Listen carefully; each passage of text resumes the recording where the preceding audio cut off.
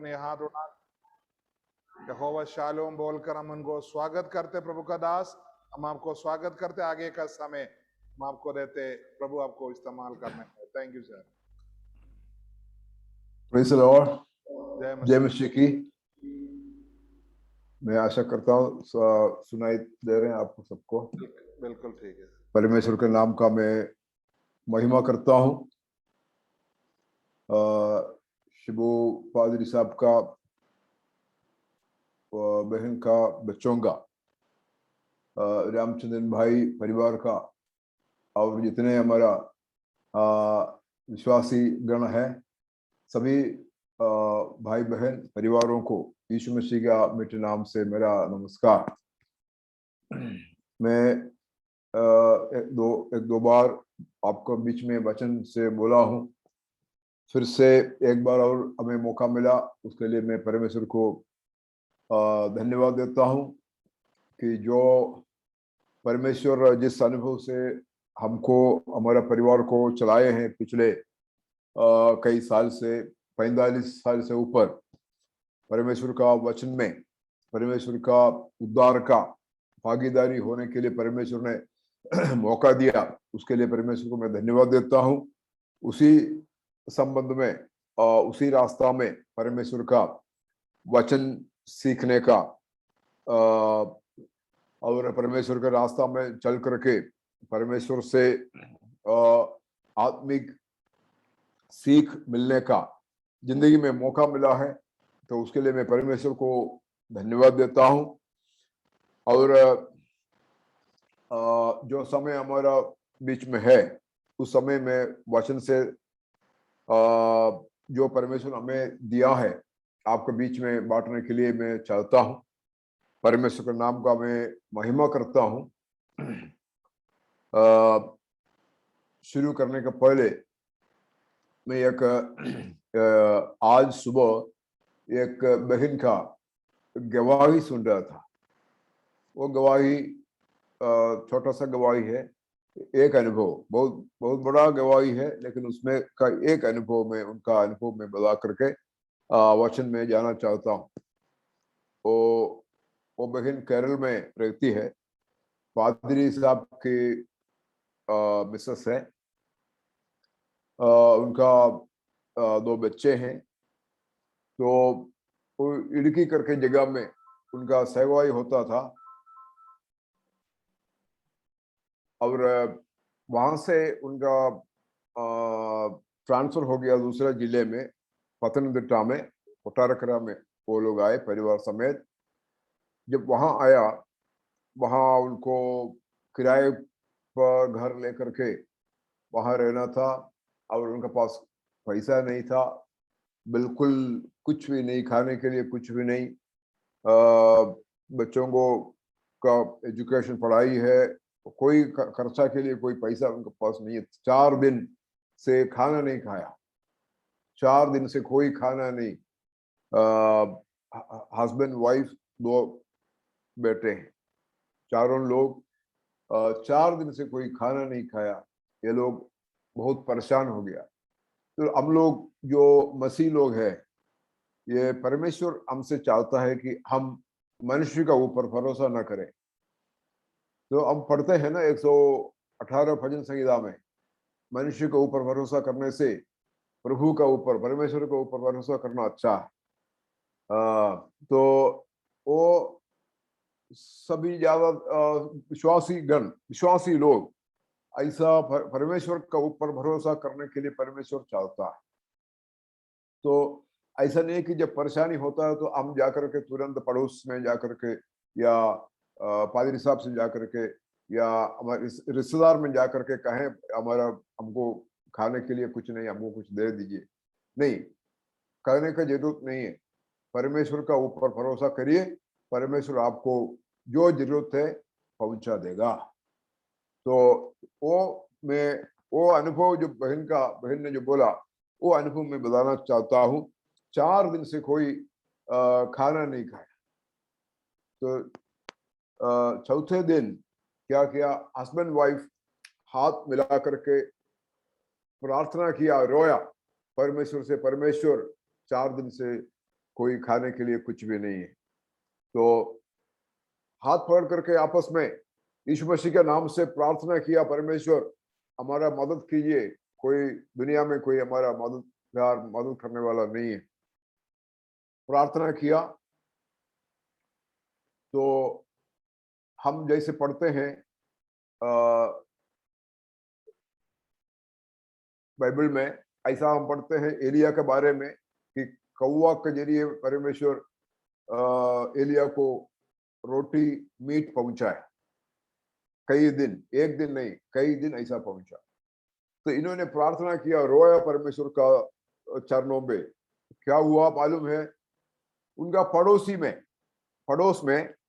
पड़ोसी का घर पे कुछ मेहमान आने वाले थे। तो उसके लिए पूरा उन्होंने खाने पीने का सब तैयारी कर दिया, सब तैयारी किया।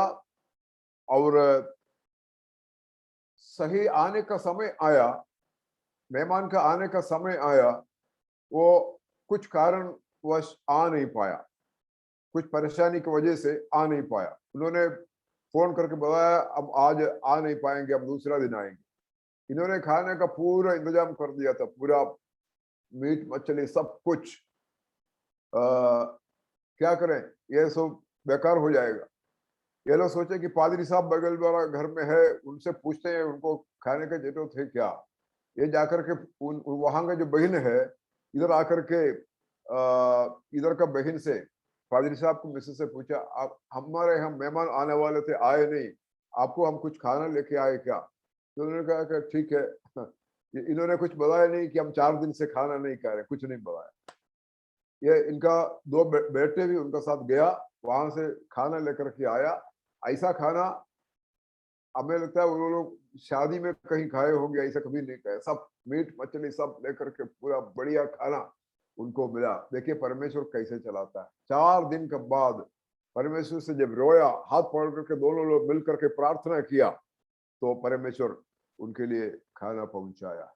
ऐसा हम सबका जिंदगी में अभी भी, आज 2021 में अक्टूबर में, परमेश्वर हमारे लिए कार्य करने वाला परमेश्वर है। आप विश्वास करेंगे तो आपका घर में भी कौवा का जरिए,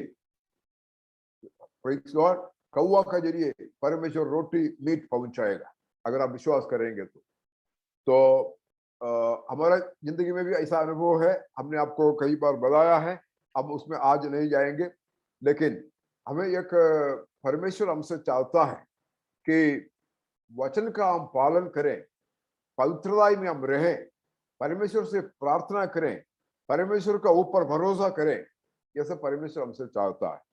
तो वो रास्ता क्या है, इसके बारे में मैं थोड़ा सा आज बताना चाहता हूं। दूसरा पत्रस का दूसरा पत्री, उसका पहला अध्याय 5 से 7 तक हम पढ़ेंगे। दूसरा पत्रस पहला अध्याय 5 से 7 तक। इसी कारण तुम सब प्रकार का यत्न करके अपने विश्वास पर सद्गुण, और सद्गुण पर समझ, और समझ पर संयम, और संयम पर धीरज, और धीरज पर भक्ति, और भक्ति पर भाईचारे की प्रीति, और भाईचारे की प्रीति पर प्रेम बढ़ाते जाओ। कि इधर कई चीज हम पढ़ते हैं, 3 पद हमने पढ़ा है उधर 5, 6, 7। तो 5वें पद में हमने ये पढ़ा, इसी कारण तुम सब प्रकार का यत्न करके, सब प्रकार का यत्न करके, कोशिश करके, आपको पूरी तरह कोशिश करना पड़ेगा कि किसी तरह इधर जो प्रेरित पतरस ने बताया, उसी चीजों को आगे बढ़ाने के लिए बोल रहे हैं। हर यत्न करके, हर प्रयत्न करके, हर कोशिश करके इसको बढ़ावा देना है। क्या है? इसी कारण तुम सब प्रकार का यत्न करके अपने विश्वास पर सद्गुण, हमारे पास विश्वास है, विश्वास का ऊपर सद्गुण बढ़ाना है, सद्गुण का ऊपर समझ। अगर समझ नहीं है तो विश्वास का कोई मैं 5वां पद पढ़ रहा था, विश्वास का कोई मतलब नहीं है। इसी कारण तुम सब प्रकार का यत्न करके अपने विश्वास पर सद्गुण और सद्गुण पर समझ, तो हाँ, और समझ पर संयम, समझ पर संयम, संयम होना चाहिए। ऐसा नहीं कि समझ है, विश्वास है, सद्गुण है, संयम नहीं है तो सब गड़बड़ हो जाएगा। संयम, और संयम पर धीरज, धीरज भी होना चाहिए।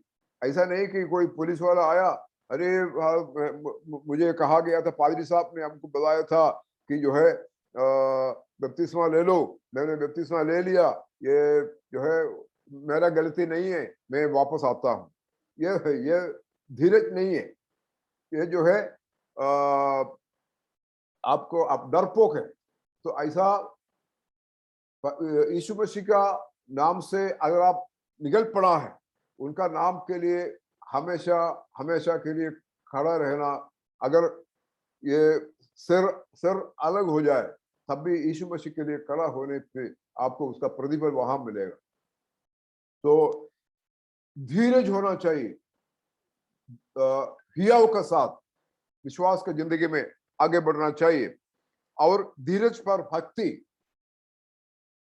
धीरज का मतलब नहीं है कि जो है हमें घमंड का साथ नहीं, भक्ति का साथ, परमेश्वर के सामने हम और लोगों का आदर करते हुए, परमेश्वर का आदर करते हुए भक्ति का साथ, भक्ति, भक्ति पर भाईचारे की प्रीति, और भाईचारे की प्रीति पर प्रेम बढ़ाते जाओ। सबका ऊपर क्या है? प्रेम बढ़ाते जाओ। अगर प्रेम नहीं होते बाकी सब कुछ है, कोई फायदा नहीं। प्रेम का क्या मतलब है? कि हमें क्षमा करने का कैपेसिटी है, क्षमा कर, माफ करने का क्षमा है, मैं माफ देने का, माफ करने का, कुछ भी हो जाए हमें यहाँ मारे माफ करने का क्षमा। तो वो प्रेम को, उसी को प्रेम करता है। तो विश्वास होगा, उसे पूरा नहीं होता है। तो संयम, सद्गुण, संयम, धीरज, समझ, ये सब होगा, लेकिन उसका ऊपर जो है आपको प्रेम होना बहुत जरूरी। हम वास्तव में हम प्रेम करते हैं आपस आपस में, तो ये हमें सोचना पड़ेगा। ठीक है, हम अब रोमियो का पत्री पहला अध्याय उसका 28 से 32 तक हम पढ़ेंगे। रोमियो का पत्री पहला अध्याय 28 से 32। जब उन्होंने परमेश्वर को पहचानना न चाहा, तो परमेश्वर ने भी उन्हें उनके निकम्मे मन पर छोड़ दिया कि वे अनुचित काम करें। इसलिए वे सब प्रकार के अधर्म और दुष्टता और लोभ और भैरभाव से भर गए, और डाह और हत्या और झगड़े और छल और ईर्ष्या से भरपूर हो गए, और चुगलखोर, बदनाम करने वाले, परमेश्वर से घृणा करने वाले, दूसरों का अनादर करने वाले, अभिमानी, डींग मार, बुरी बुरी बातों को बनाने वाले, माता पिता की आज्ञा न मानने वाले, निर्बुद्धि, विश्वासघाती, मयारहित और निर्दय हो गए। वे तो परमेश्वर के यह विधि जानते हैं कि ऐसे ऐसे काम करने वाले मृत्यु के दंड के योग्य है, तो भी न केवल आप भी ऐसे काम करते हैं, वरन करने वालों से प्रसन्न भी होते हैं। ये थोड़ा लंबा है, लेकिन ये हमें समझना चाहिए। परमेश्वर चाहा कि लोगों से, इस्राएल के लोगों से ये चाहा कि वो मेरा वचन का पालन करे, मेरा रास्ता में चले, और ये मूर्ति पूजा ना करे और सच्चाई के रास्ता में चले, ये सब परमेश्वर ने चाहा।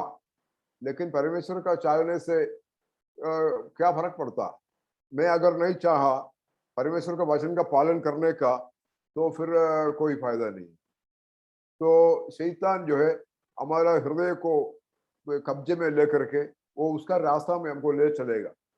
अगर हम शैतान को कब्जे में हो गया, शैतान को हमने रास्ता दे दिया हमारे हृदय में, तो फिर हमारा जिंदगी गया, आदमी जिंदगी बेकार हो गया। इसलिए परमेश्वर क्या किया, परमेश्वर का वाणी न सुन करके, परमेश्वर का वचन का पालन न करने वाले को क्या क्या किया, उसको 28वां पद में जब उन्होंने परमेश्वर को पहचानना न चाहा, तो परमेश्वर ने भी उन्हें उनके निकम्मे मन पर छोड़ दिया। निकम्मे मन पर छोड़ दिया। अपना रास्ता में तुम जो है मेरा रास्ता में नहीं चल सकता, तो अपना रास्ता में चलो जाओ।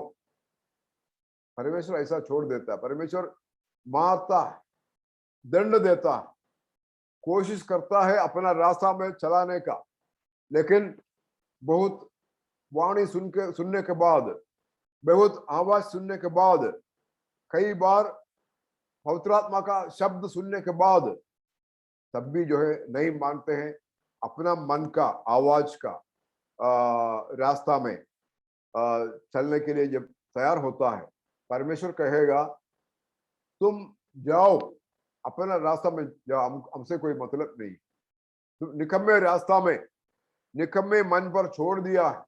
ऐसा हम लोगों को नहीं होना चाहिए। निकम्मे मन पर परमेश्वर हमको छोड़ना नहीं चाहिए। हमारा इच्छा पर का अनुसार नहीं, परमेश्वर आपका इच्छा अनुसार, आपका मन का अनुसार हमारा रास्ता बन जाए, पवित्र आत्मा का अगुवाई पर हमारा रास्ता हो जाए, तब जो है जाकर के परमेश्वर हमें प्रसन्न होगा। 28वां पद में मैंने ये पढ़ा था, निकम्मे मन पर छोड़ दिया कि वे अनुचित काम करें। अनुचित काम करें जो परमेश्वर के लिए उचित नहीं है, परमेश्वर का इच्छा अनुसार नहीं है, परमेश्वर की इच्छा का विरुद्ध है, ऐसा काम करने के लिए परमेश्वर ने उनको छोड़ दिया। ऐसा एक काम हमारी जिंदगी में नहीं होना। परमेश्वर चाहता है कि हम एकदम पवित्रता में रहें। हमारा ओठों से कोई झूठ ना बोले, कोई गलत शब्द ना बोले, कोई गाली ना निकले, परमेश्वर चाहता है। हमारे शरीर से कोई पाप ना करे, हमारा पाप गलत रास्ता में न चले। इस जो पैर हमको दिया है परमेश्वर, हर रास्ता में चलने के लिए नहीं है। परमेश्वर से पूछ करके जाना चाहिए। परमेश्वर, हम बाजार जाना चाहते हैं, हम पादरी साहब के घर जाना चाहते हैं, हम जो है पड़ोस में जाना चाहते हैं, तो तब जो है पवित्र आत्मा आपसे बात करेगा, ठीक है भाई आप जा सकते हैं, ठीक है भाई आप नहीं जा सकते हैं। तो कितने लोग ऐसा पवित्र आत्मा का आवाज सुनते हैं जिंदगी में। तो परमेश्वर से पूछ करके, पवित्र आत्मा से पूछ करके आपका रास्ता बनाना चाहिए। अपना रास्ता में कभी नहीं चलना चाहिए, ये आप समझ लीजिए। अगर अपना रास्ता में चले, परमेश्वर अपना आपको निकम्मे रास्ता में जाने के लिए छोड़ देगा। वो आपके लिए दिक्कत हो जाएगा, मेरे लिए दिक्कत हो जाएगा। इसलिए हमें हमेशा देखना चाहिए परमेश्वर के रास्ता में है क्या मैं। तो फिर हम पढ़ते हैं अनुचित काम करने के लिए छोड़ दिया। 29वां पद में ऐसा पढ़ता है, इसलिए वे सब प्रकार के अधर्म, दुष्टता, लोभ, वैरभाव से भर गया। जो गलत चीज है, दुष्टता है, पाप से हमारा मन भर गया है। अब परमेश्वर के लिए कोई जगह नहीं है हमारा हृदय में, सच्चाई के लिए कोई हृदय नहीं है। सब गलत रास्ता में, गलत सोच विचार। तो जो बोलते हैं, झूठ बोलते हैं, झूठ बोलने वालों को परमेश्वर दंड देगा, मार खाएगा। हम भी ऐसा नहीं कि हम भी झूठ बोलेंगे, गलत काम करेंगे। पवित्र आत्मा का अगुवाई के बाद, आवाज सुनने के बाद अगर हम अपने रास्ता में चलते हैं, पवित्र आत्मा का आवाज को छोड़ देते हैं, उसको स्वीकार नहीं करते हैं, दंड होगा, परमेश्वर का जो है मार खाएगा। तो इसलिए यहाँ करते हैं, लोभ, दुष्टता, लोभ, वैरभाव, डाह, दाह, हत्या, झगड़े, छल और ईर्ष्या से भरपूर हो गए। झगड़े, छल और ईर्ष्या से भरपूर हो गए। और क्या है? कुछ नहीं है। सब कुछ जो दुनियादारी, सब चीज गलत सब चीज से हृदय भर गया है, मन भर गया है। मुंह से जो निकलता है, हृदय से भरा हुआ चीज मुंह से निकलता है। तो हम सोच लीजिए हमारे मुंह से क्या निकलता है। अच्छा शब्द निकलता है, पवित्र आत्मा की इच्छा अनुसार, पवित्र परमेश्वर के नाम का महिमा का शब्द निकलता है हमेशा। भाई से मिलता है, ओ भाई प्रेज द लॉर्ड, जय मसीह के, आप कैसे हैं। ऐसा नहीं कि भाई से मिलने का तुरंत जो है वो भला ना, तुरंत आपस में बात करते हैं, वो भला ना भाई, उसका रास्ता ठीक नहीं है, उसको कलीसिया से बाहर करना चाहिए। ऐसा बात होता है कि परमेश्वर की इच्छा के अनुसार बात होता है। वो भाई साहब, प्रेज द लॉर्ड, आपने वचन पढ़ा आज, परमेश्वर क्या बात किया, आपने आज प्रार्थना किया, आप कोई परेशानी है आपका घर में, आप बच्चे ठीक है, ये अच्छे बात करना चाहिए, गलत बात नहीं। आप समझ लीजिए, अगर गलत बात तो गाली निकलता है मुंह से, बंद कर दीजिए आज, ठीक है। ईर्ष्या से भरपूर हो गए और चुगलखोर, बदनाम करने वाले, परमेश्वर से घृणा करने वाले, दूसरों का अनादर करने वाले, दूसरों का अनादर करने वाला, दूसरों को आदर नहीं करता, पादरी साहब को आदर नहीं करता, और दूसरा भाई को आदर नहीं करता। सबको आदर के साथ हमें मिलना चाहिए, आदर के साथ, कि वो हमें भी तब हमको आदर मिलेगा। हम जब आदर देंगे हमारे भाई को, हमको आदर मिलेगा। अगर हम सोचे कि वो हमको आदर करें, वो हमको नमस्ते करें, तब मैं नमस्ते करूंगा, ऐसा नहीं। आपस में जो है आपको ये सोचना चाहिए, मैं छोटा हूं, आप जितना भी बड़ा होगा, कोई भी होगा, जितना बड़ा होगा, जितना आपके पास क्वालिफिकेशन होगा, एजुकेशन होगा, आप कितना बड़ा परिवार का होगा, जितना बड़ा पैसा आपका पास होगा, जितना बड़ा नौकरी होगा, जितना आप सुंदर होगा, कुछ भी हो, आप कहे परमेश्वर मैं छोटा, भाई से मैं छोटा। तो गरीब आदमी हमारा सामने आया तो हमको सोचना चाहिए, परमेश्वर हमको जो है खाने पीने के लिए भरपूरी के साथ सब कुछ दिया है, वो भाई के पास खाने के लिए नहीं है, और तुरंत पूछना चाहिए, भाई साहब आपने कुछ खाना खाया है क्या, आपको परमेश्वर आशीष करे। तो उनका जो कमी घटी को पूरा करने के लिए परमेश्वर हमारे जेब में पैसा दिया है। हमारा भाई का खाने पीने के लिए नहीं है, उनको थोड़ा हमारा जेब से थोड़ा सा देने के लिए हमारा जेब में पैसा है। ऐसा नहीं कि मैं जो है खा पी करके मौज से रहते, और हमारा भाई लोग, हमारा पड़ोस का लोग जो है खाने के लिए नहीं है, एक दिन पूरा 2 दिन बच्चे सब भूखे मर रहे हैं, हम इधर जो है मीट मछली खा करके एंजॉय कर रहे हैं, चलेगा नहीं, चलेगा नहीं। आपको अगर दिया है परमेश्वर का प्रेम में, इसको बांटना बहुत जरूरी है, ठीक है।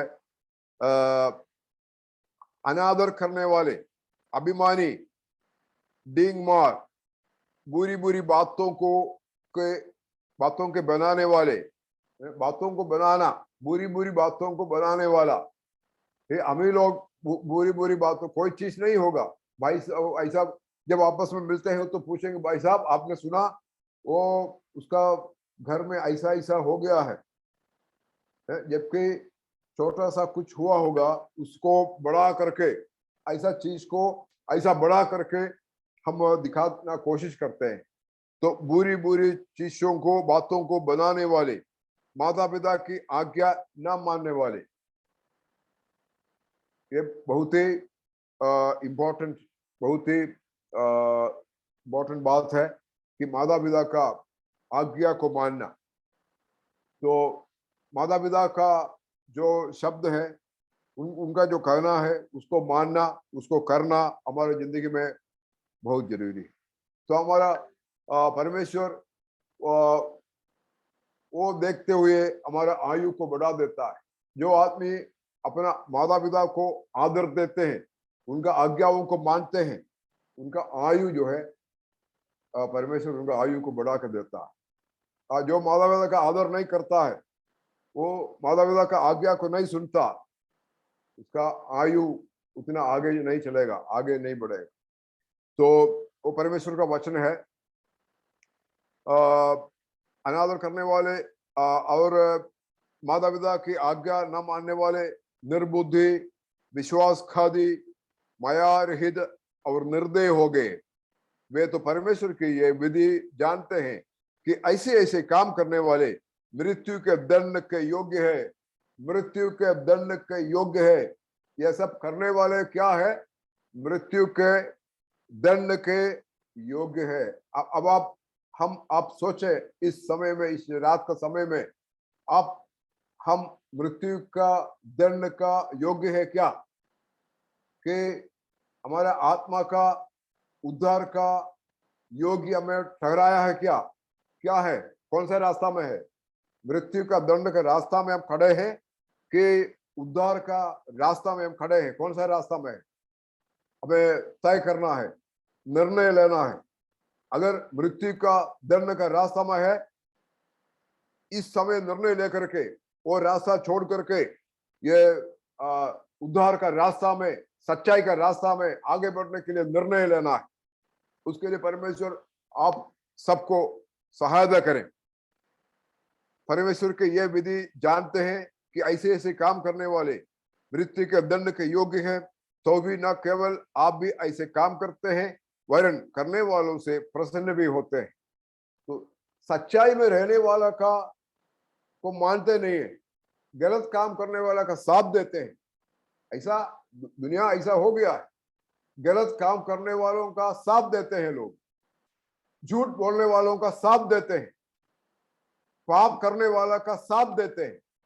सच्चाई करने वाले का साथ एक दो लोग हैं, बाकी 20 में से 18 लोग कहाँ है?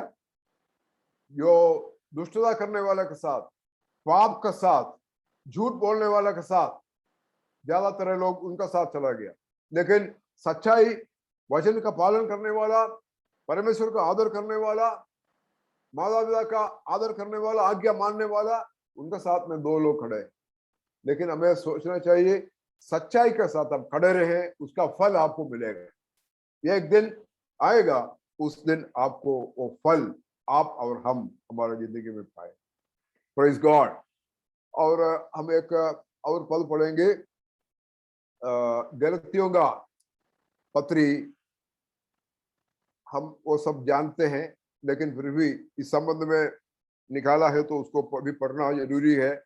19 से 21, 5 का 19 से 21, गलतियों का पत्री 5 का 19 से 21। शरीर के काम तो प्रकट है, अर्थात व्यभिचार, गंदे काम, लुचपन, मूर्ति पूजा, टोना, बैर, झगड़ा, ईर्ष्या, क्रोध, विरोध, फुट, विधर्म, दाह, मतवालापन, लीला क्रीड़ा और इनके ऐसे और काम है। इनके विषय में मैं तुमको पहले से कह देता हूं, जैसा पहले कह भी चुका हूं, कि ऐसे ऐसे काम करने वाले परमेश्वर के राज्य के वारिस ना होंगे। आपको तो ये सब मालूम है, लेकिन फिर भी ये आपसे आज ये वचन बांटने के लिए परमेश्वर पवित्र आत्मा हमको कहा है। तो हम दूसरा कुछ बोलने के लिए सोच रहे थे, लेकिन हमें पवित्र आत्मा इस रास्ता में चलाया। इसलिए ये मेरे लिए भी है, ऐसा नहीं कि मेरे लिए नहीं, मेरे लिए भी है, आपके लिए, सबके लिए है। ये आप इसको स्वीकार कर लीजिए, ताकि परमेश्वर के रास्ता में चलने पाए, परमेश्वर का आशीष आपको आप जिंदगी में पाले। हम क्या पढ़े हैं? शरीर के काम तो प्रकट है, अर्थात ये विचार, ये बहुत ही गौरव के साथ ये एक एक शब्द को हमें पढ़ना है, हमें सोचना चाहिए। व्यभिचार करने वालों को परमेश्वर दंड देगा, तो व्यभिचार नहीं कर सकता। परमेश्वर चाहता है आप शादी करें, आपके पास एक बीबी रहे और दूसरा लड़कियों के साथ, लड़कियों के पास आप जा नहीं सकता, उसके पास आप नहीं जा सकता। और तो ये उल्टा भी है, ऐसा भी है।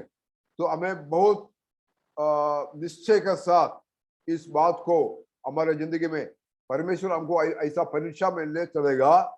और शैतान परमेश्वर से परीक्षा नहीं करता, शैतान ऐसा परीक्षा देगा कि कई तरह का मौका हमारे जिंदगी में आता, लेकिन परमेश्वर से कहना है, परमेश्वर है, हम तुम्हारा वचन का खिलाफ में मैं कुछ नहीं कर सकता हूं।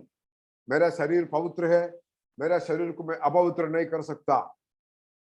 तो हर जो मौका, हर मौका का ऊपर जय पाना, इसलिए कहीं से परमेश्वर ने बोला, आपको मालूम है उत्पत्ति 4 में, उसको निकालना नहीं है, उत्पत्ति 4 में कहीं से परमेश्वर ने बोला, पाप तुम्हारा दरवाजा पर है ना, पाप तुम्हारा दरवाजा पर है, पाप तुमको उसका ऊपर विजय पाना है, तुमको उसका ऊपर जय पाना है।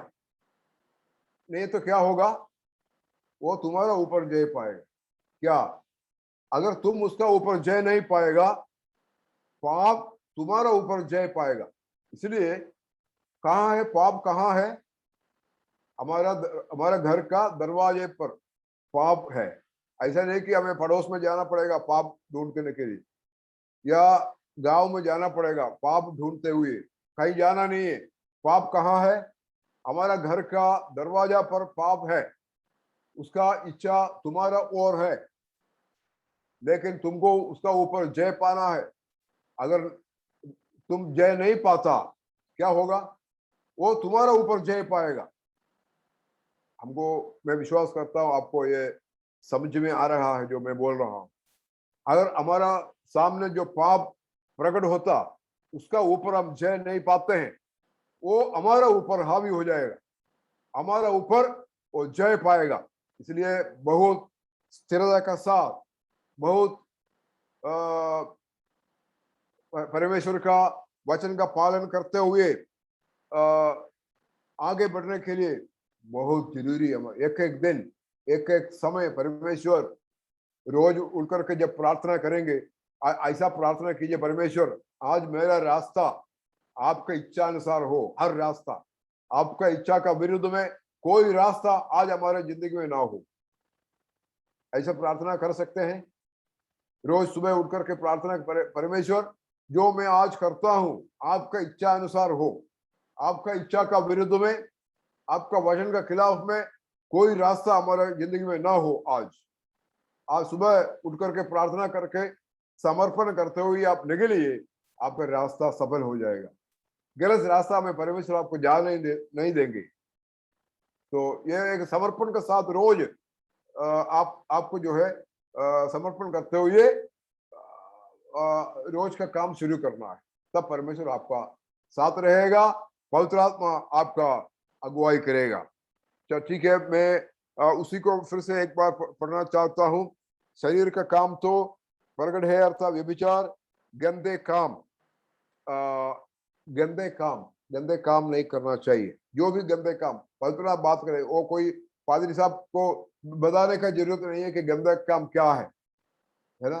किसी से उधार ले लिया कि भाई साहब हमको 200 रुपया दे दीजिए, हम जो है आपको 1 महीने के बाद वापस कर देंगे। वो जाकर के 200 रुपया ले लिया, वो भाई साहब आपको 200 रुपया दे दिया, उसके बाद आप जो है उसका सामने नहीं आते हैं, और जहां भी वो सामने आएगा दूसरा रास्ता से चला जाएगा कि वापस नहीं देना चाहता। उधार जो लिया है 200 रुपया, वो वापस नहीं देना चाहता।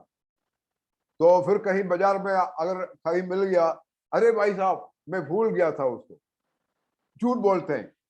तो कोई गलत काम जिंदगी में होना नहीं चाहिए, कभी भी गंदे काम नहीं होना चाहिए। वो तो मैं एक उदाहरण बोला है ना। तो उसके बाद क्या बोलते हैं, लुचपन, लुस्पन और मूर्ति पूजा। हमें लगता है मूर्ति पूजा किसी के पास किसी के घर में मूर्ति नहीं होगा, मैं विश्वास करता हूँ। सब मूर्ति को आप लोग उधर जो डाम है उसमें फेंक दिया होगा, मैं विश्वास करता हूँ। मैं उसका नाम भूल गया जो डाम का, तो मैं विश्वास करता हूँ आप लोग मूर्ति को फेंक दिया। मैं जब पुराना वचन में पढ़ता हूँ, कई बार जब इसराइल के बारे में जब पढ़ते हैं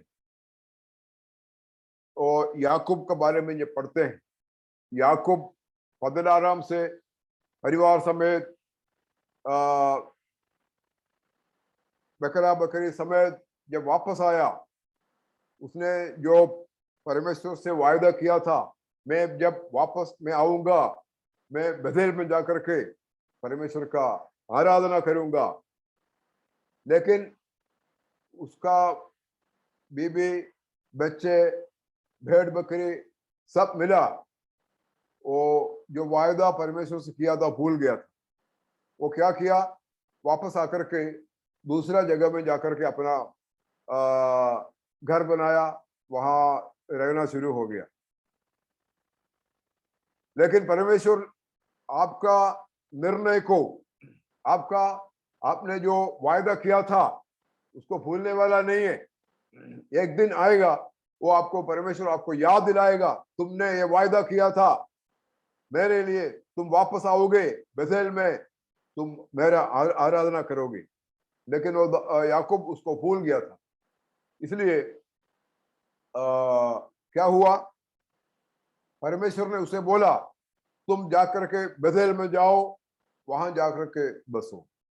याकूब ने क्या किया, वहां से लोगों से कहा लेया और राहेल और बच्चे सब से कहा, जो आपका जो ऑर्नामेंट्स है, जो जो आपका जो सोने चांदी का जो भी आप पहनते हैं सब आप निकाल दीजिए। क्योंकि परमेश्वर का जब आवाज सुना, वो जो पहना था सोना चांदी का सब निकाल करके याकूब को दे दिया। याकूब जो है उसको वहां धरती पर गाड़ा गया, उसको गाड़ दिया। कभी उसको परमेश्वर नहीं चाहता था कि आप ये सोना चांदी सब पहने। तो अब याकूब ने कहा तुम अपने को पवित्र करो, तो लोग अपने को पवित्र किया। अब बेथेल में जाकर के आराधना। उसके बाद वो ठीक है, वो एक उदाहरण। दूसरा यहोशू लोगों से कहा मैं और मेरा परिवार परमेश्वर का आराधना करूंगा, लेकिन तुम लोग नहीं कर पाएगा। इसराइल से कहा तुम लोग आराधना नहीं कर पाए, कोई कि नहीं कर पाएंगे। वो कहे नहीं, हम परमेश्वर को आराधना करेंगे, सच्चा परमेश्वर को आराधना करेंगे। तब यहोशू ने क्या बोला, तुम जो है पूरा सोना चांदी और जो मूर्ति सबको हटा दो। देखिए, परमेश्वर का आराधना करने वाले लोग, परमेश्वर का वचन मिला हुआ, परमेश्वर का वचन का पालन करने वाले लोग क्या रखा है, मूर्ति पूजा कर रहे हैं, मूर्ति को रखा है अपना घर में। तो बहुत सारे मूर्तियों को बहुत सारे घर से मूर्तियों को निकाल करके फेंकना पड़ा। देखिए, परमेश्वर के रास्ता में चलने वाले आप लोग का घर पे, किसी का घर पे कोई मूर्ति बक्सा में वो बंद करके रखा है क्या? किसी का घर पे कोई भी मूर्ति, क्योंकि मेरी मायके से मिला था, इसलिए मैं उसको फेंकना नहीं चाहता। आपके लिए बंधन का कारण हो जाएगा, और आपका बक्सा में आप बंद करके रखा है, आप उसको फेंकना नहीं चाहते हैं, आपके लिए हमेशा के लिए बंधन का कारण हो जाएगा। उसको आप निकाल करके और जो बांध है वो बांध में फेंक दीजिए, यीशु मसीह के नाम से उसको फेंक दीजिए, कुछ नहीं होने वाला, परमेश्वर का आशीष मिलेगा। तो ये हम इधर पढ़ते हैं, मूर्ति पूजा, टोना, बैर, झगड़ा, ईर्ष्या, क्रोध, विरोध। क्रोध भी नहीं कर सकता, विरोध, फुट, विधर्म, डाह, मतवालापन, लीला क्रीड़ा। तो मैं विश्वास करता हूं कि हम में से कोई जो है दारू पीने वाला और जो बाकी जो नशा, कोई भी नशा करने वाला, तंबाकू, ये हुआ, कई चीजें हैं, वो सब करने वाला आप लोगों में कोई भी नहीं होगा, है ना। नहीं तो ऐसा नहीं कि कोई ऐसा कभी कभी करते हुए मैंने सुना हूँ। बनारस में मैं जब था कि जो है थोड़ा सा सुरती जरूरी है। विश्वास में है, प्रार्थना करते हैं, आराधना करते हैं, परमेश्वर का वचन पढ़ते हैं, सब कुछ करते हैं, लेकिन थोड़ा सा सुरती जब खाएगा सभी उसको जो है होश आएगा। लेकिन आप उसको सबको उठा करके फेंक दीजिए, पवित्रता में शरीर को पवित्र कीजिए, पवित्रता में रहिए, परमेश्वर आपका आशीष करे। मतवालापन, लीला क्रीड़ा और इनके जैसे और काम है, इसके विषय में तुमसे पहले से कर देता हूँ, जैसे पहले कर भी चुका हूँ, कि ऐसे ऐसे काम करने वाले परमेश्वर के राज्य के वारिस न होंगे। हमारा समय इधर खत्म हो गया, एक पद और पढ़ करके मैं बंद करूंगा। पहला कुरिन्थियों का पत्री 6 अध्याय 9 और 10। पहला कुरिन्थियों का पत्री 6 अध्याय 9 और 10।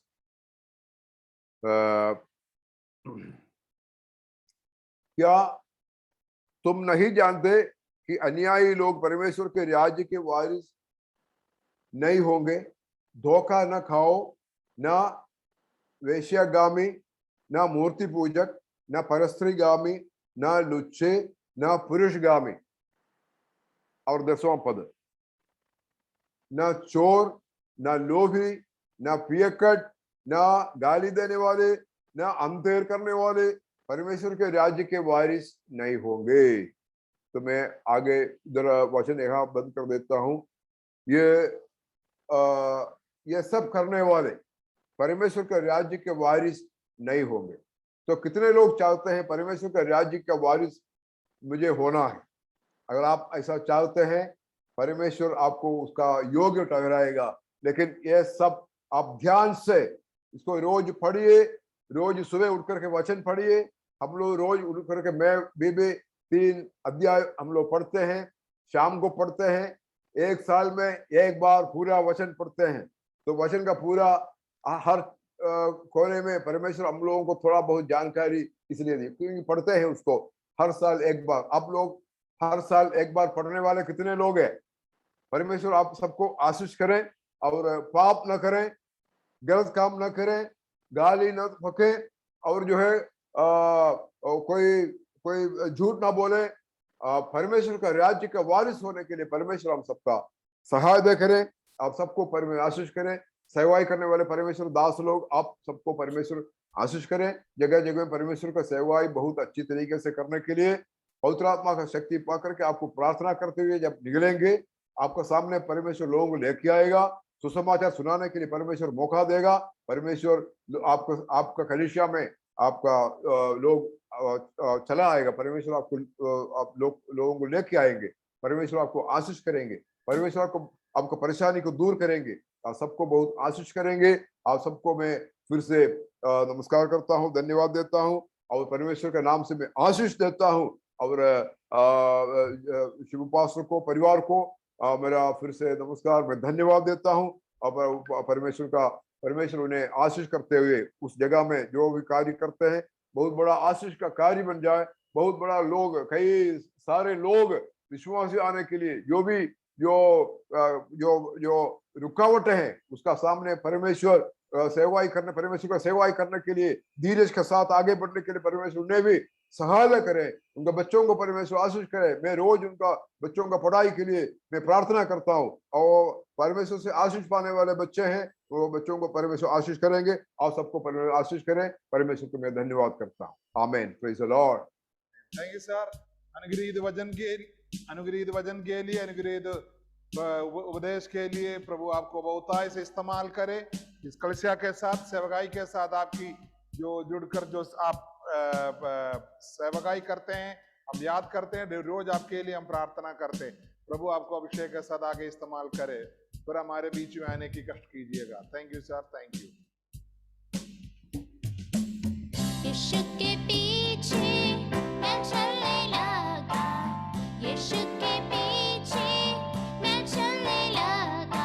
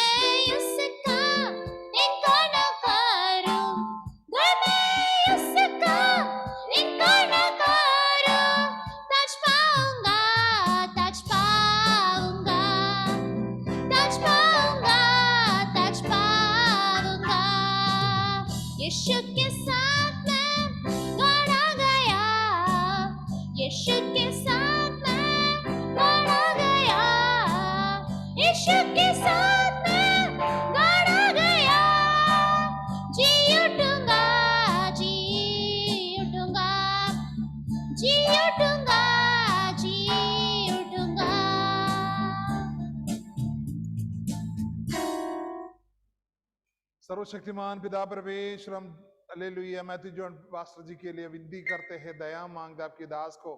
जब से आपकी बुलावट को सुनकर निकला पिता, तब से आप इस्तेमाल कर रहे, आपके अच्छे गवाही बनाकर रखा पिताजी, धन्यवाद।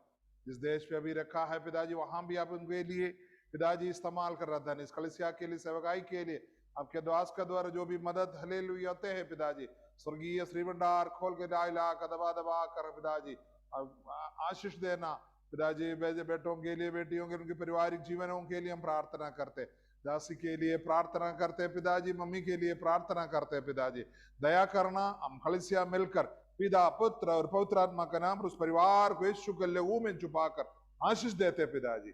महिमा आपको मिले, यीशु मसीह के पवित्र नाम मांगते, आमीन आमीन आमीन। Thank you pastor, thank you.